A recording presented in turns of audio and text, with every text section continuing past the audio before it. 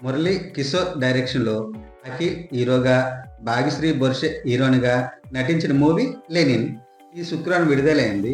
ఎలా ఉందో ఒకసారి చూద్దాం. ముందుగా కథ విషయానికొస్తే శ్రీరామపురంలో ద్రౌపది గుడిలో 18 రోజులు జాతర జరుగుతుంది. జాతరలో అనాథైన హీరోకి జయంతి శారదీసి ఇంటికి తీసుకెళ్తుంది. జయంతి కొడుకు వసంత్ హీరో లెనిన్ ప్రాణసింధులుగా మెలుగుతారు. పెరిగి పెద్దయిన హీరో ఓ జాతరలో హీరోని భారత్‌తో ప్రేమలో పడతారు. వీరు ప్రేమలో ఉండగా కొన్ని కారణాల వల్ల జయంత్ కొడుకు వసంత్‌కు భారత్‌తో పెళ్లి చేయాలని నిర్ణయిస్తారు. ఈ పెళ్లి జరిగిందా లేదా? లెనిన్ భారతి ప్రేమ ఫలించిందా లేదా? లెనిన్ ఎందుకు జైలుకెళ్ళాడు?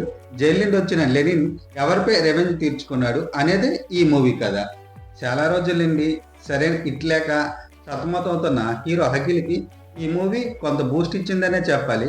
లెనిన్ పాత్రలో హీరో అఖిల్ అయితే తన బాడీ లాంగ్వేజ్‌తో, తన యాక్టింగ్‌తో ఇరగదీశాడని చెప్పాలి.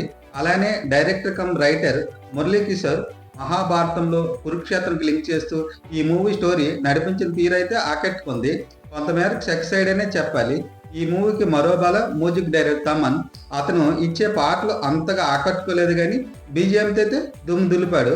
భారతీయ పాత్రలో భాగ్యశ్రీ బొర్షే, వసంత పాత్రలో ప్రమోద్, యతిరాజులుగా శివాజీ, జయంతిగా ఈశ్వరీరావు తన యాక్టింగ్తో ఆకట్టుకున్నారు. అలానే మిగతా నటులు కూడా తన పాత్ర తగ్గట్టు నటించారు. ఈ మూవీ ఫస్ట్ హాఫ్లో ఎన్టీఆర్ వాయిస్ ఓవర్తో ఇంట్రెస్ట్గా మొదలవుతుంది.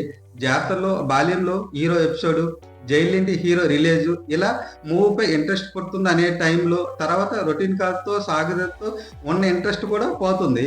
కానీ వసంత్ క్యారెక్టర్ ఎంటర్ అయిన తర్వాత మళ్ళీ గాడిలోకి వస్తుంది. ఇంటర్వెల్ బ్యాగ్ అయితే అదిరిపోతుంది. సెకండ్ హాఫ్ వచ్చే ట్విస్టులు అయితే ఆకట్టుకుంటే అన్నిటికన్నా క్లైమాక్స్ వచ్చే ట్విస్ట్ అయితే అదిరిపోతుంది. ఓవరాల్గా అయితే ఫస్ట్ హాఫ్ కన్నా సెకండ్ హాఫ్ బాగుంటుంది.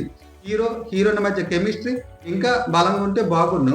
యాక్షన్ ఎపిసోడ్లు బాగున్నాయి కానీ వైలెన్స్ ఎక్కువైందని అనిపిస్తుంది. సినిమాటోగ్రఫీ నిర్మాణాలు బాగున్నాయి. ఓవరాల్గా ఈ మూవీ అయితే బాగుంది అనిపించింది.